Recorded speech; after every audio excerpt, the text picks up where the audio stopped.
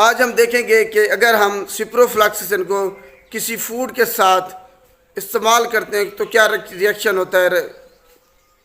जब हम सिप्रोफ्लॉक्सासिन को दूध, दही, माल्टे का जूस या वो प्रोडक्ट मेडिसिनल जिसमें कैल्शियम, मैग्नीशियम, एल्युमिनियम शामिल हो, या कोई मैदे का हम सिरप इस्तेमाल करते हैं एंटासिड, तो जब हम इसको इकट्ठे ही दोनों को इस्तेमाल करते हैं तो ये सिप्रोफ्लॉक्सासिन की अब्जॉर्प्शन को कम कर देगा। मतलब ये इकट्ठे इस्तेमाल करेंगे तो जो सिप्रोफ्लॉक्सासिन है ये आपके जिस्म में कम अब्जॉर्ब होगी, कम जज्ब होगी, जिसकी वजह से आपको फ़ायदा नहीं होगा।